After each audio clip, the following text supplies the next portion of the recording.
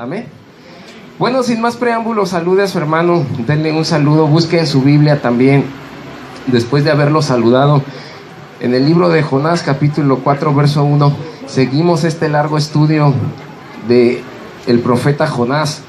Y el día de hoy estaremos leyendo Jonás, capítulo 1, versículo 1. Si usted ya lo tiene, le invito a que esté sobre sus pies y preste atención a lo que la palabra de Dios dice. Jonás capítulo 4 versículo 1 es la lectura del día de hoy. Así que le invito a que esté sobre sus pies por un momento, si es tan amable, y preste atención a lo que la palabra del Señor nos dice. Pero Jonás se apesadumbró en extremo y se enojó. Oremos a Dios. Padre, en el nombre de Jesús oramos delante de tu presencia, reconociendo tus grandes maravillas. Te exaltamos, te glorificamos y nos rendimos ante tu gran majestad. El día de hoy queremos pedirte que nos ayudes en la exposición de la palabra y que sea esta tu palabra la que bendiga el corazón de tu pueblo. Señor, estamos con un corazón agradecido y queremos el día de hoy mostrarlo mediante nuestra adoración delante de ti. Te ruego con todas las fuerzas de mi corazón que esta tu palabra, Señor, pueda ser sembrada en el corazón de cada hermano y de cada hermana y que pueda producir el fruto de acuerdo a la necesidad de cada uno de ellos. Te honramos por tan alto e inmerecido privilegio y te damos toda la gloria por los siglos de los siglos. Tú has sido bueno y has sido fiel. En el nombre de Jesús. Amén. Ocupe su lugar si es tan amable, hermano. En la vida es muy común que las situaciones inesperadas nos sorprendan de tal manera que provoquen una situación desagradable. Podemos pensar en los momentos en los que las situaciones que han llegado a nuestra vida desagradables han producido una situación de inestabilidad en nuestro ser. Podemos pensar que estamos suficientemente preparados para enfrentar a los problemas, pero la realidad es otra.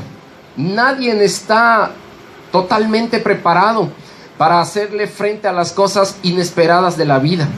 Encontramos muchísimos ejemplos y viene a mi memoria el extracto de la película Dios no está muerto, en donde se presenta la escena de una mujer exitosa, una mujer dedicada al periodismo y que viene con una serie de conflictos de salud. De repente, mientras está con el médico, le diagnostican un cáncer y la situación la toma de sorpresa y sus palabras fueron: no tengo tiempo para esto. Fue tal el impacto de la noticia que en escenas posteriores a esa encontramos la inestabilidad que esta situación inesperada le produjo.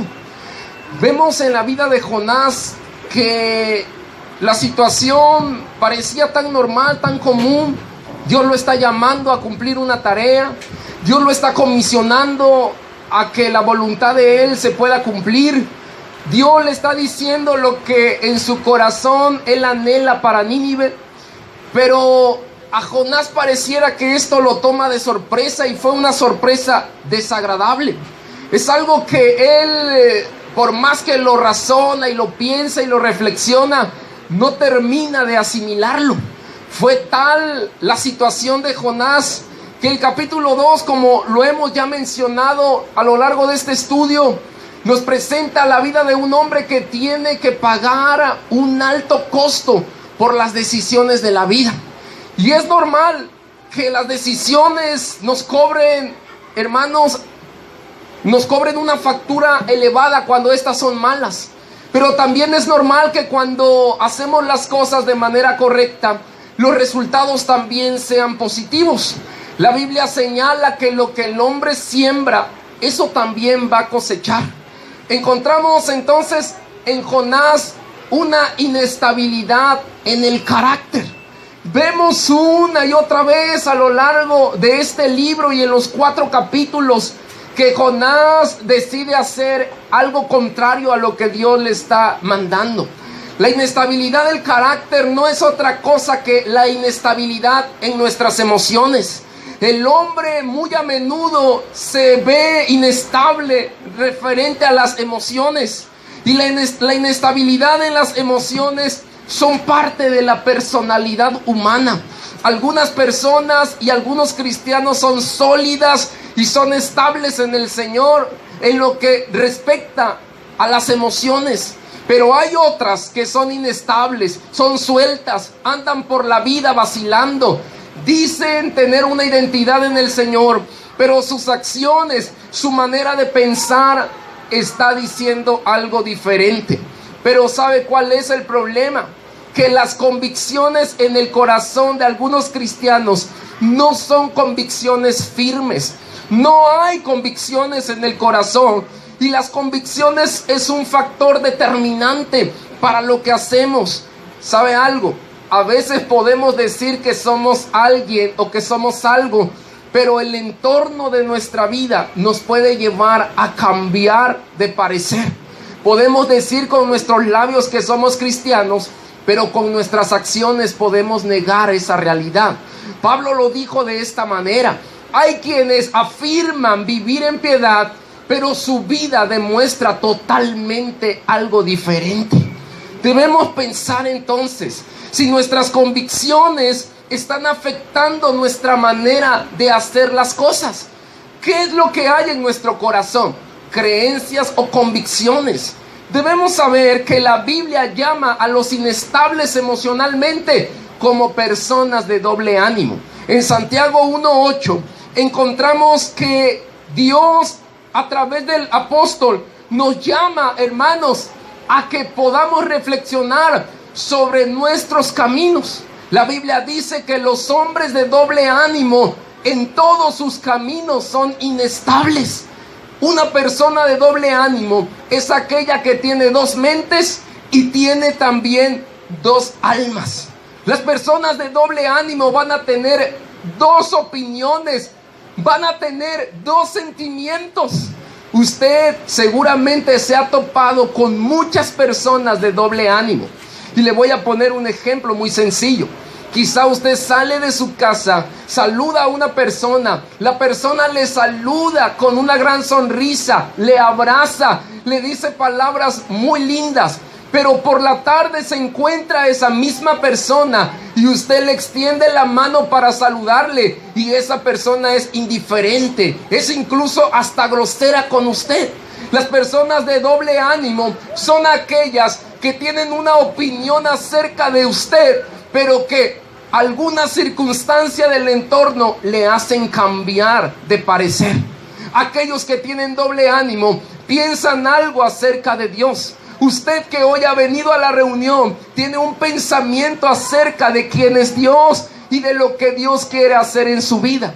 Pero si alguna circunstancia desagradable de alguna manera le afecta en una situación negativa, usted entonces cambiará su opinión acerca de Dios. Mientras las cosas van bien, Dios es bueno.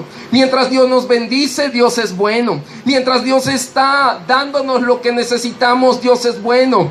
Pero cuando Dios decide hacer algo distinto a eso, pensamos que Dios no es tan bueno. Creemos que Dios es malo. Creemos que Dios no está actuando de la manera correcta. Leemos en el primer libro de Reyes, capítulo 18, hermanos, que el pueblo de Israel anhelaba servir a Dios con todo su corazón. Pero nos encontramos que un día estaba el deseo de postrarse delante de Dios y de cumplir la voluntad de Él. Pero al día siguiente vemos que Israel quería y seguía a otros dioses. No estaban determinados, tenían opiniones divididas. Y eso no es bueno para el crecimiento y la madurez de un cristiano. Debemos ser personas de una sola pieza, de una opinión, y debemos estar firmes en lo que hemos creído. Las personas de doble ánimo Son entonces personas inestables en todas las cosas que realizan. No sé si usted se ha topado con alguien que comienza algo, una tarea, y nunca la termina. Yo tengo hermanos conocidos, amigos míos, que han estudiado 8 carreras diferentes. Tengo un amigo que comenzó una ingeniería y llegó al 9º semestre, estaba a punto de terminar y dijo: esta carrera no me gusta. Casi 5 años de su vida perdida, y entonces decidió estudiar una nueva carrera, administración, y comenzó a estudiar y comenzó él, pues muy bien, llevaba buenas calificaciones, y de repente dice: esta carrera no es lo mío, y decidió ir a estudiar periodismo, y dijo: yo voy a estudiar periodismo, y estudió 1, 2, 7 semestres y dijo: esto no me gusta, y entró a estudiar arquitectura. Conozco personas que comienzan muchas cosas, pero que no terminan lo que han comenzado. Dejan los proyectos a la mitad, porque no tienen la determinación, ni la firmeza, ni la opinión certera ni firme de lo que ellos quieren en realidad para su vida. El profeta Elías les llama de una manera fuerte al pueblo de Israel y les dice: ¿hasta cuándo van a vacilar en 2 pensamientos? Si Jehová es Dios, síganlo a él, pero si Baal es Dios, pues entonces váyanse con él. ¿Qué cosa están ustedes haciendo si no determinan qué es lo que quieren para su vida? Las personas de doble ánimo por la mañana están contentas, pero al mediodía se encuentran tristes y por la noche tienen gozo. Las personas de doble ánimo tienen una personalidad doble. Usted encuentra personas de doble ánimo por todos lados, y seguramente dentro de la iglesia también hay personas así. Personas que le abrazan, que le saludan, que le dan un beso y le dicen: ay, hermano, usted es un hombre, una mujer de Dios. Pero que al paso del tiempo, o movido por las circunstancias o por las opiniones de los demás, usted comienza a decir: no, esa persona no es un hombre de Dios, y comienza a hablar o a descargar y comienza a generarse una opinión diferente, influenciado por el pensamiento, por las palabras de los demás. Pero alguien que tiene una firmeza en su corazón, y una persona que no es de doble ánimo, una persona estable, es alguien que va a permanecer firme en su opinión hasta el final. Debemos reconocer entonces que las personas de doble ánimo van a tener muchísimos conflictos en la vida, pero hay razones de esa inestabilidad en el carácter, y voy a mencionar algunas de estas razones. Primero, una de las razones por las cuales hay personas inestables o de doble ánimo en el carácter es porque son gobernadas por las emociones. La Biblia dice en Gálatas 5:22 y 23 que el fruto del Espíritu es amor, gozo, paz, paciencia, benignidad, bondad, fe, mansedumbre y templanza. La templanza es algo que yo llamo el freno de mano que Dios nos ha colocado para no hacer algo incorrecto. En la templanza es el resultado del trabajo del Espíritu Santo en nuestra vida, y es muy indispensable para que podamos conducirnos de una manera congruente en la vida, para que podamos hacer las cosas de forma correcta. La templanza entonces no es algo que vamos a comprar con dinero. La templanza no es algo que por mucho que lo deseemos o lo anhelemos, lo vamos a recibir. La templanza es el trabajo del Espíritu Santo y nos va a ayudar para que nuestras ideas, nuestros pensamientos, hermanos, y nuestro comportamiento sea el correcto. Pero sin el Espíritu Santo no lo podemos hacer. Necesitamos por eso darnos al Espíritu para que Él gobierne en nuestra vida y podamos conducirnos de la manera correcta. Pero el gran problema es que permitimos que las emociones nos dominen. Muy a menudo vamos a un lugar en donde somos afectados y de acuerdo a nuestro criterio o a nuestra forma de ver las cosas, nos inconformamos al grado que elevamos, hermanos, nuestra vida por encima de los demás y queremos imponer nuestra propia idea. ¿A quién no le ha ocurrido de aquí la situación de que cuando va al banco o va a una cita en el seguro o a algún lugar público donde uno tiene que hacer una larga fila, de repente llega alguien vivo, porque se dice que la vida es de los vivos, y se mete ahí en la fila? Usted lleva 1 hora o 2 horas ahí y eso a usted le irrita, le molesta hasta los tuétanos, y usted piensa y murmura dentro de sí mismo: nada más porque soy cristiano, porque si no fuera cristiano ya lo hubiera. ¿Y qué piensa? ¿Qué le hubiera de hacer? Y la realidad es que muchas veces solo lo piensa, solo lo dice. Y si la otra persona le dijera: a ver, pues vente, usted se iba a hacer para atrás y a decir: no, era nomás de chocolate, era de mentiritas lo que yo te estaba diciendo. Pero nos inconformamos de tal manera que queremos descargar lo que hay en nuestras emociones, y comienza a haber en nuestra vida una sed de venganza. No queremos que nadie nos pisotee o esté por encima de nuestros propios beneficios. Siempre buscamos beneficios y buscamos beneficiar a los más cercanos, a nuestra familia, a nuestros amigos, a los que queremos. Por naturaleza somos así. Siempre queremos que el beneficio sea para mí y para los míos. Pero si alguien más se beneficia, y ese beneficio desde nuestro punto de vista es un beneficio no correcto, porque hizo trampas o actuó de una manera indebida, nos inconformamos y decimos: no, no es correcto.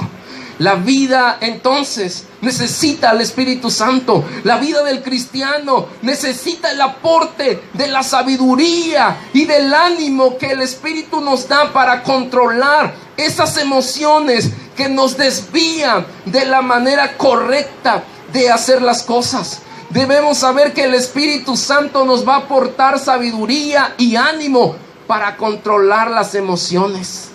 ¿Cuántos problemas hemos tenido por causa del mal manejo de las emociones? En cuántas terribles consecuencias nos hemos visto por causa de no ponerle freno a las emociones de nuestra vida. Déjame contarte que en cierta ocasión, mientras había un partido de fútbol entre cristianos, y vea, el premio era un premio económico, y los equipos oraron a Dios. Cada uno comenzó a orar delante de Dios. Y de repente, mientras estaba el partido de fútbol, y usted sabe que el fútbol es un deporte de contacto, alguien llega y le entra mal a otro de los jugadores y se desata una terrible violencia en la cancha de una iglesia, a tal grado que uno de los líderes traía una matraca, hermanos, de este vuelo, y se la iba a dejar caer a otro de los hermanos. Uno de los del equipo de fútbol quería golpear incluso al pastor de la iglesia, y los demás le gritaban: no, no, no le pegues porque él es el pastor.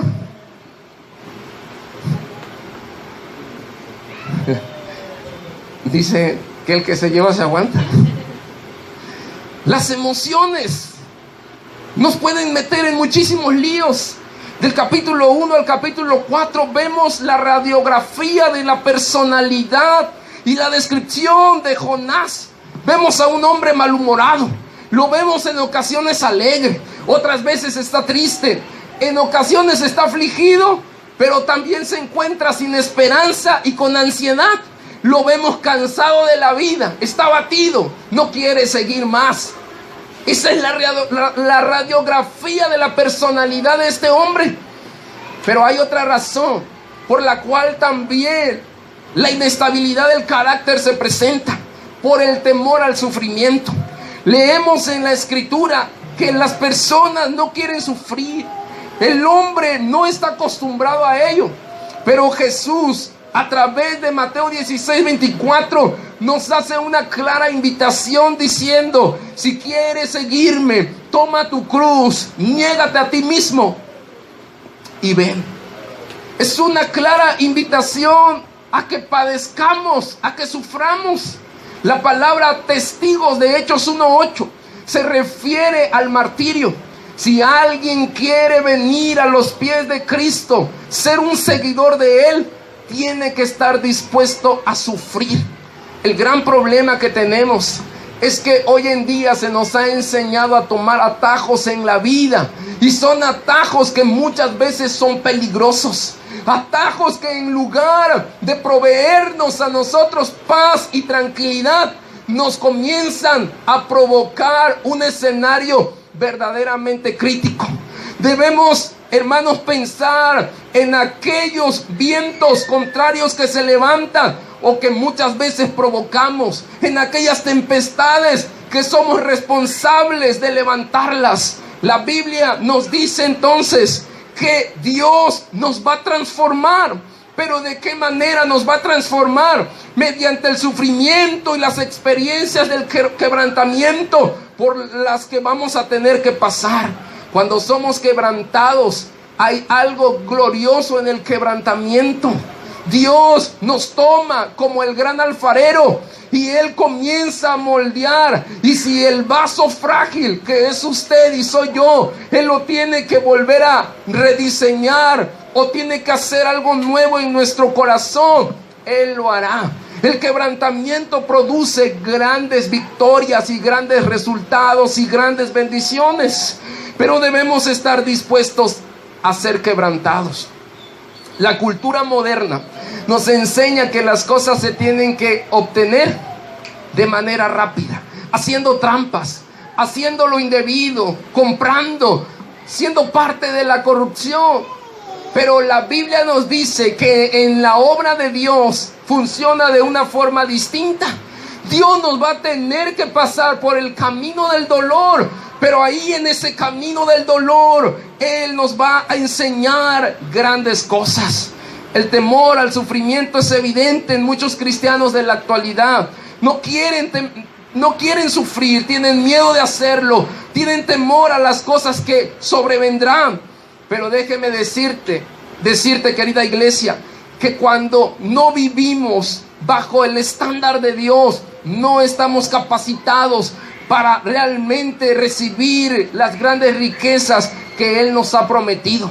Vivimos un evangelio extraño en nuestros días. Por ejemplo, un evangelio donde la vida no es transformada. Muchos creen en Dios, muchos cantan a Dios, muchos oran a Dios, muchos buscan a Dios, muchos dicen vivir en el evangelio de Dios, pero su vida no es transformada. Un evangelio así no funciona, no sirve. Un evangelio de esa característica no es el evangelio de Cristo. El evangelio emocional, escucha, es un evangelio donde la gente se goza por la música. La gente da gloria a Dios por la enseñanza y la predicación. Se siente muy animada cuando alguien le habla de la prosperidad y de las promesas que Dios va a cumplir en su vida, como si Dios fuese un genio que va a salir de una lámpara mágica y va a cumplir todos los deseos, los anhelos e incluso los caprichos del corazón. La realidad es que muchos han creído un evangelio así. El evangelio emocional, hermanos, es un evangelio irrealista, un evangelio que no nos coloca en la realidad de lo que somos. Un evangelio emocional es un evangelio que nos produce un ánimo inestable en la vida. Y te voy a decir esto de la siguiente manera. En el evangelio emocional a la gente se le dice: Dios va a traer hoy una gran sanidad. Y yo creo que Dios puede hacerlo. Yo creo que Dios sana y que Dios salva y que Dios viene y que Dios bautiza. Pero en el evangelio emocional, si alguien viene a la presencia de Dios y esa tarde no sanó, la gente sale frustrada, decepcionada, incluso enojada con Dios, porque dice: ¿por qué Dios no hizo lo que alguien me prometió que haría? El evangelio emocional es un evangelio centrado en el alma. Es un evangelio que no transforma vidas, pero es un evangelio que promete muchas cosas. El evangelio emocional nos ha llevado, hermanos, a una situación triste, Porque muchas personas han venido con buenos anhelos, pero cuando llegan delante de Dios se sienten altamente decepcionados con la fe y deciden irse y alejarse de lo que les han dicho. El evangelio emocional no es el evangelio de Cristo, porque el evangelio de Cristo es un evangelio que nos va a transformar desde raíz. Es un evangelio que nos va a cambiar, y que para que podamos ser cambiados y transformados necesitamos pasar por la escuela de Dios. Y la escuela de Dios no es una escuela sencilla, es una escuela difícil.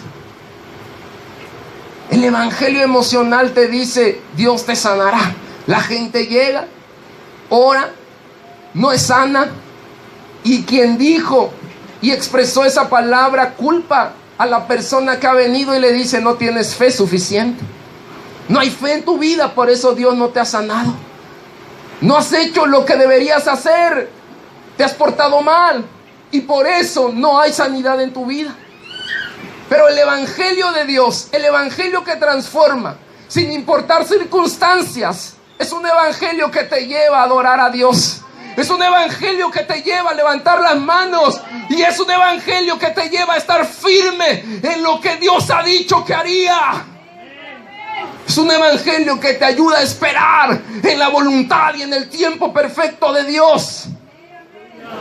Es un evangelio que, sin darnos cuenta, quizá muchas veces nos está transformando a la imagen y semejanza del Señor. Porque eso es lo que la Biblia dice, que vamos a crecer hasta llegar a la estatura del varón perfecto, y que vamos a ser semejantes a Cristo en aspectos no divinos, pero sí en aspectos de la humanidad del Señor Jesús.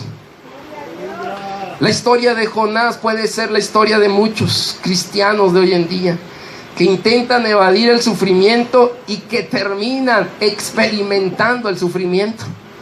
Son muchos los que no quieren sufrir, y en palabras de Jesús son aquellos que deciden buscar su vida y encontrarla, pero que terminan perdiéndola. Pero aquel que ha perdido su vida por causa del Señor, en realidad la ha encontrado. Otra razón de la inestabilidad del carácter es el temor de ofender a los demás. Y esa situación que nace del corazón es una actitud terriblemente equivocada. Cuando la actitud de la persona es tener miedo de causarle una ofensa a alguien, déjeme decirle desde ya que no está actuando de manera correcta. Jonás le reclamó a Dios de manera desmedida, y no quiso Jonás abandonar, vea, el enojo ni sus razonamientos, y prefirió abrazar el odio, la ira y el reclamo. En cambio, Dios decidió abandonar el enojo de Jonás, y él sí abrazó la misericordia, no solo por Nínive, sino por Jonás mismo, quien se estaba levantando en contra de Dios de manera rebelde. En el primer libro de Samuel, capítulo 13, verso 9, encontramos la historia de un hombre llamado Saúl. Usted ha escuchado acerca de él probablemente en muchas ocasiones. La Biblia relata en el capítulo 13, 14 y 15 que el profeta Samuel le había dado una palabra de parte de Dios. Le dijo: mientras está la guerra contra los filisteos, yo te quiero decir de parte de Dios que necesitas esperar 7 días. La instrucción fue precisa, llegó en el momento justo. Pero cuando llegó el 7º día, la Biblia relata que Saúl comenzó a desfallecer.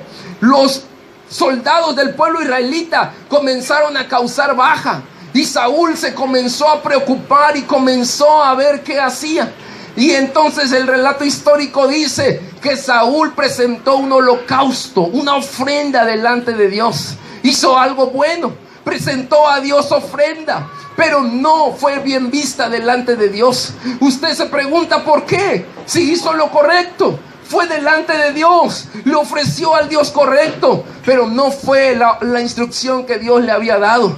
Y entonces cuando Samuel llega y se da cuenta, lo exhorta y le dice: ¿qué has hecho? La Biblia relata que Saúl comenzó a hablar con Samuel y le dijo: es que no llegabas, te habías tardado demasiado, tú ibas a presentar el sacrificio delante de Dios, pero no llegabas para hacerlo. Me adelanté, lo hice a mi manera, lo hice como yo creía que era correcto, lo hice según mi pensamiento, lo hice según lo que yo entiendo que es correcto. Muchos cristianos, al igual que Saúl, en ocasiones actúan así. Samuel le dice: es mejor obedecer a Dios que traer sacrificios. Es mejor y 1000 veces una obediencia delante de Dios que 100,000 o 1,000,000 de sacrificios que tú traigas delante del Señor. En otras palabras, tú puedes venir a la iglesia y dar ofrendas, diezmos y dar para la obra misionera. Tú puedes venir a la iglesia y ministrar la palabra, la enseñanza, cantar. Puedes venir a la iglesia y hacer muchas cosas para Dios. Puedes venir y pedir perdón, reconciliarte con Él. Puedes venir y ofrecerle tu corazón y prometerle muchas cosas. Pero si vivimos en desobediencia, la Biblia dice que es mejor una obediencia que 1,000,000 de sacrificios o muchos sacrificios. Por eso es importante que reconozcamos que nuestra vida de obediencia es mucho mejor. ¿Sabe algo? Usted se puede preguntar: ¿y esto qué tiene que ver con el temor de ofender a los demás? Cuando Saúl desobedece, Saúl le dice a Samuel: oye, necesito hablar contigo. En el primer libro de Samuel, capítulo 15, necesito pedirte que no le digas a los demás lo que yo he hecho. Dios ya lo sabe, me equivoqué, reconozco que he pecado, pero no le digas a los demás, a los ancianos, no hables con los hombres importantes del pueblo del error que yo he cometido. ¿Se da cuenta? Le importaba la opinión pública, le importaba la opinión de los demás. Para él era relevante lo que otros dijesen. Y es algo tan común en la vida de algunos cristianos, que les interesa en demasía lo que otros puedan pensar antes de lo que Dios pueda pensar de ellos. Era importante mantener una buena imagen ante los demás, aunque él había hecho lo malo. No vivamos de apariencias, iglesia. No vivamos de opiniones públicas. No vivamos de la imagen solamente, sino que en realidad mostremos lo que somos delante de Dios. No tengas temor de ofender a los demás, porque eso causa inestabilidad en la vida. Es como cuando en la secundaria o en la preparatoria había alguien que decía: vámonos de pinta. Oye, pero el maestro va a llegar, vámonos. Y había una persona que se quedaba. Y ese que se quedaba, después los alumnos se iban contra él, porque el maestro llegaba, daba clases, encontraba uno, era irse todos. Porque si alguien se quedaba, después las consecuencias eran para los demás. Y si alguien decidía quedarse, y no sé si a usted le pasó, el grupo encima se le venía y comenzaban a decirle: eres un traidor, ¿por qué te quedaste? Por tu culpa el maestro nos va a reprobar. Por tu culpa vamos a tener nosotros que hacer examen. En otras palabras, estaban culpándolo por las acciones negativas que ellos habían hecho. Era el resultado de sus malas decisiones, pero estaban culpando a una persona. Es algo muy parecido lo que puede pasar en la vida de una iglesia. Podemos culpar y decir y señalar que alguien se incomoda por nuestra manera de pensar, de ser y de actuar. Nuestra santidad definitivamente va a incomodar a alguien. Nuestra falta de participación en algunas cosas definitivamente va a incomodar a alguien. Usted no me va a mentir, pero cuando deja poco a poco algunos vicios como la bebida o el cigarro y llega a los grupos ahí familiares y está en casa con los amigos y le dicen: échate una, échate dos, échate 6, te conozco y sé que te gusta tomar mucho, y tú dices: no, yo ya no voy a tomar ninguna, no, ni una sola. Y te dicen: es que ya te lavaron la cabeza, ya vas a la iglesia, es que ¿qué te dijeron allá? ¿Qué te enseñaron? No, el Señor no solo lavó nuestra cabeza, Hermano, el Señor no solamente lavó el cerebro, nos lavó todo con la sangre preciosa de Cristo. Nos sumergió en su sangre preciosa y nos lavó. Ya te prohibieron, no, nadie prohíbe nada. Es el Espíritu Santo quien trae convencimiento al corazón humano. Y dicen, no, yo ya no. Incomodas a la familia. Y la familia dice, órale, y te quieren obligar. Y dicen, no, yo ya no soy así, yo ya no lo quiero hacer. Pero a veces por temor de ofenderlo, dices, bueno, échenme una, échenme otra. Ya se parece a los de la feria. Échenme una, échenme otra. Y comenzamos a hacer lo que no queríamos hacer. Y cuando está en el trabajo le dicen, órale, tienes que ser parte de la corrupción. Oye, no, yo no quiero hacerlo, tienes que hacerlo. Y nuestros principios se vienen abajo porque tenemos miedo de qué es lo que van a pensar de los demás de nosotros. Y ese temor nos lleva a actuar equivocadamente. Quiero decirle, hermano, que hay resultados de esto. Y los resultados de la inestabilidad es la inconsistencia. La inconsistencia humana es un terrible problema en la vida de la iglesia. Debemos cumplir el llamado de Dios o el ministerio al cual hemos sido comisionados. Y Santiago dice que los inestables son aquellos que así como las olas del mar van y vienen. Y la historia de Jonás nos muestra algo muy parecido a las olas del mar. Vemos a un profeta que no cumple a cabalidad ni por convicción lo que Dios le está demandando. Encontramos que lo esencial en la vida del cristiano y de la iglesia es que debemos ser antes de hacer. El gran problema es que queremos hacer y hacer y hacer, pero no nos hemos detenido y reflexionado en el ser. Yo te voy a decir algo esta tarde. Imagínate que alguien de ustedes va y le predica a Luis Miguel o a Armando Manzanero. Le predica acerca de la palabra y ellos son receptivos al mensaje. Y ellos llegan a la iglesia. Imagínate, llegaron hoy a la reunión. Ahí está sentado Armando Manzanero, un gran compositor. Y cuando usted lo ve, se va a vislumbrar. Y probablemente alguno va a ir y le va a pedir un autógrafo y va a decir, oiga, yo le he escuchado desde mi juventud. Hay muchas canciones que yo me sé de memoria. Y lo va a ver aquí. Y una de las cosas que van a ocurrir indudablemente es que la voz general va a ser, pues póngalo a ministrar, pues que toque, pues que cante y nos ayude en la alabanza, porque es el señor Armando Manzanero. Y algún sector diría, no, pero ¿cómo es posible eso? ¿Sabe cuál es la verdadera causa del problema o la raíz? Es que la voz de la iglesia o la generalidad es que si ya llegó Manzanero, vamos a querer que la siguiente semana o en ese mismo año él ya toque y ya esté ministrando como el gran Manzanero que es. Y la realidad es que no es así. La realidad es que debe pasar un proceso. Antes de hacer, él necesita hacer. Antes de hacer, él necesita ser instruido. Antes de hacer, él necesita aprender lo que Dios quiere de él. Antes de hacer, él necesita ser confrontado con la realidad de las cosas. Y ese es el terrible problema que tenemos hoy en día en todos los ámbitos ministeriales y en los puntos claves del liderazgo de la iglesia. Que cuando alguien llega nos vislumbramos y decimos venga y hágalo. No funciona así. Tienes que ser antes de hacer. El gran problema es que hoy muchos están haciendo sin siquiera ser. Hoy muchos están haciendo cosas, predicando, enseñando, ministrando, sin siquiera ser cristianos ni tener un encuentro verdadero con Cristo.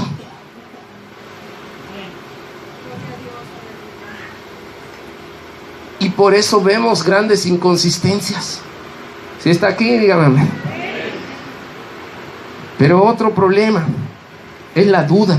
Jesús dijo en Mateo 6:24 que ningún esclavo puede trabajar al mismo tiempo para dos amos. Jesús llama a los de doble ánimo, a los inestables de carácter, como personas escépticas o personas incrédulas. La duda es otro terrible mal que nos lleva a mantener una inestabilidad en la vida.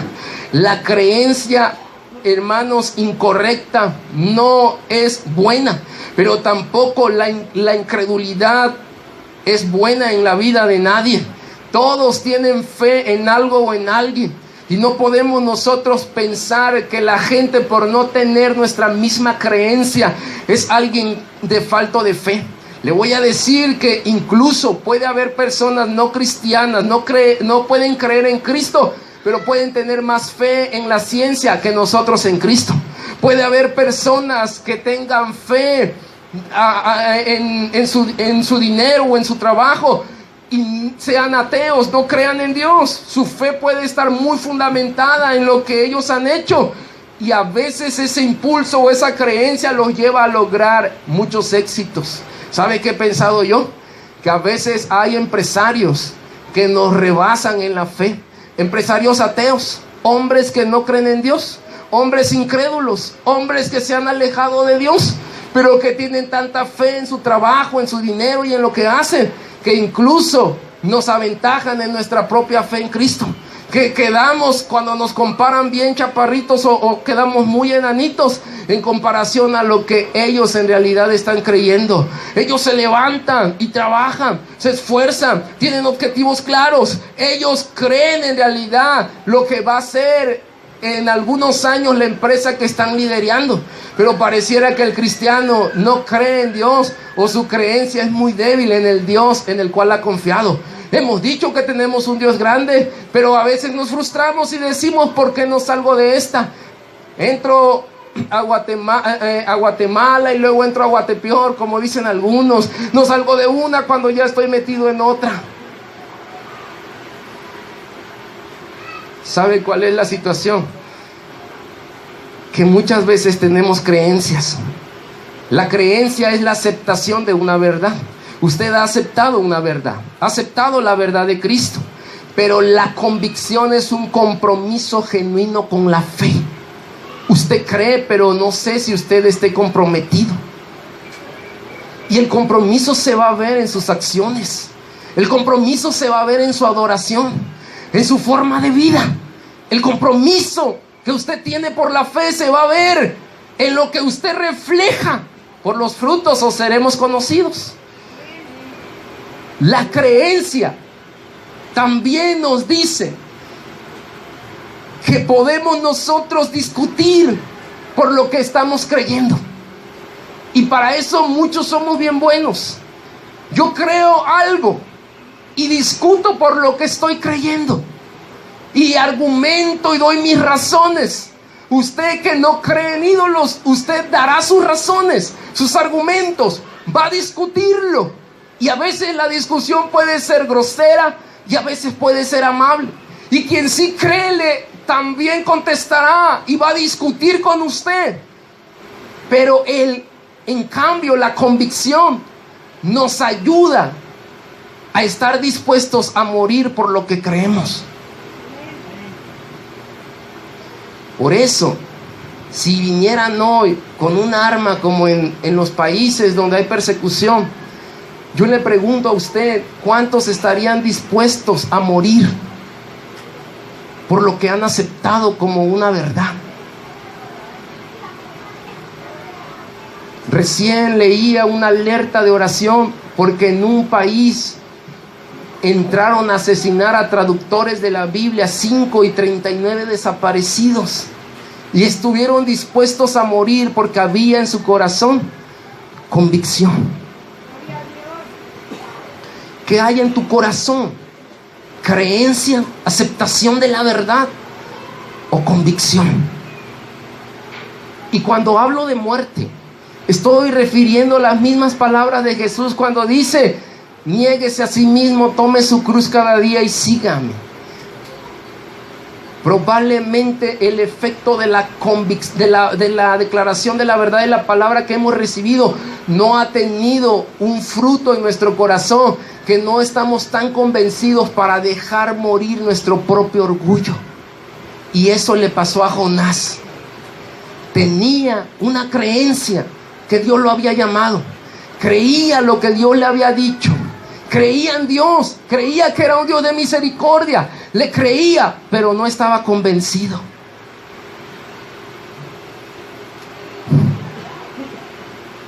La inestabilidad emocional produce pecado. La Biblia dice que hay quienes viven engañados, y segunda de Pedro 2:14 nos dice que la inestabilidad es tan fuerte que engañan a los que no confían verdaderamente en Cristo, y eso produce pecado. La inestabilidad nos lleva al pecado. Y esta tarde hemos hablado de razones, hemos hablado también de resultados de la inestabilidad del carácter, pero quiero concluir con la solución que la Biblia nos provee para la inestabilidad del carácter, para que podamos solucionar este problema del doble ánimo de la inestabilidad. Lo primero que necesitamos es sabiduría. Proverbios 28:2 dice: para vivir con estabilidad se requiere entendimiento y sabiduría. Si alguien es falto de sabiduría, pídasela a Dios, que Él no se negará a entregarle la sabiduría que requiere. El hombre que entiende y que es sabio es el hombre que va a permanecer estable, dice Proverbios 28:2.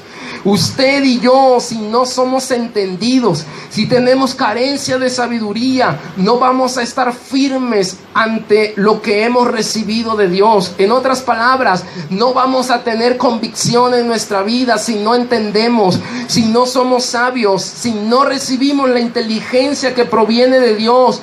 No viva pensando que usted tiene la razón. No viva creyendo que su opinión está por encima de la opinión de Dios. No viva creyendo que usted es sabio en su propia opinión, porque no es así. Debemos vivir pensando en que Dios siempre nos dará las respuestas que necesitamos y nos dará los argumentos más firmes y sólidos para realmente esperar en Él.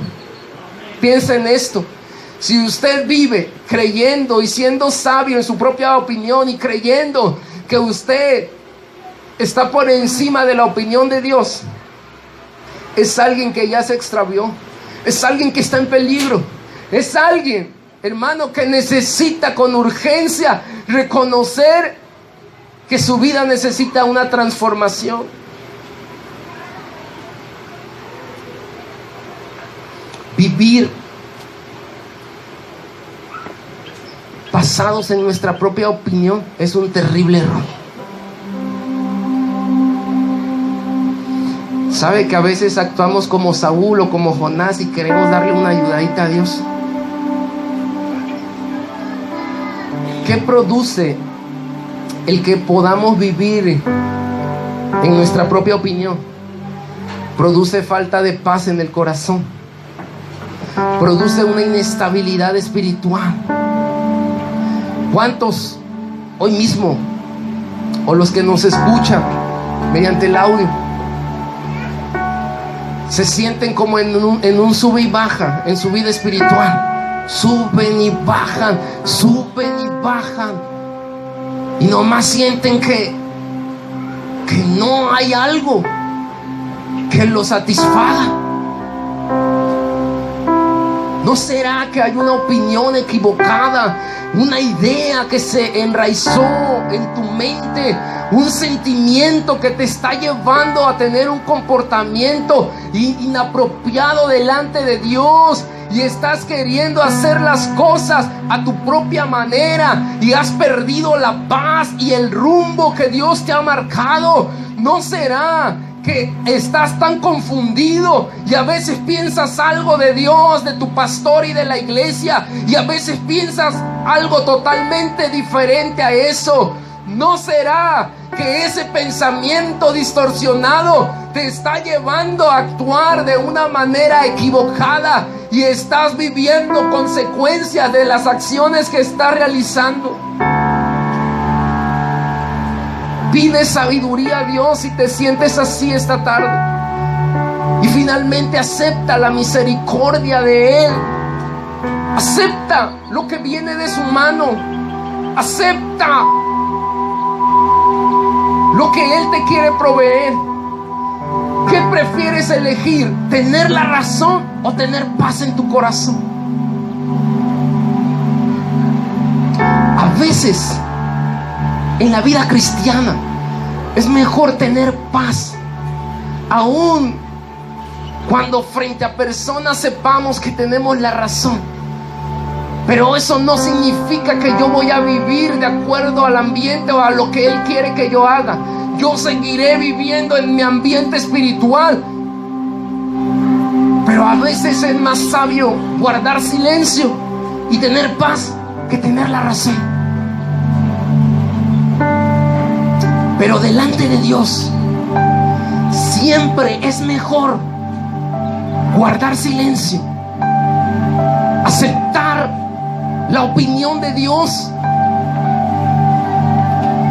y tener paz y vivir con paz y armonía, que creer tener la razón y vivir una vida llena de amargura. En Lucas 15:28 vemos una gran similitud entre lo que Jonás hizo en el capítulo 4 verso 5. Se fue, hizo ahí algo, unas enramadas para taparse del sol, descansó y prefirió tener algo que yo le llamo soledad temperamental. Su temperamento, su carácter lo llevó a estar solo. Hay una diferencia entre el aislamiento y la soledad, pero su carácter un tanto colérico lo llevó a estar solo por decisión propia, por voluntad. Cuando él pudo ir allá con los de Nínive, con el pueblo, y gozarse y tener alegría. Lucas 15:28 dice que el hermano del hijo pródigo se enojó y fue delante de su padre, y su padre salió porque él no quiso entrar a la fiesta, al gozo y a la alegría, y prefirió estar solo, lleno de amargura, de enojo, de sentimientos, y no quiso aceptar la misericordia de Dios. ¿No será que a veces estamos solos porque nos los hemos ganado? Nuestro temperamento, nuestra soledad temperamental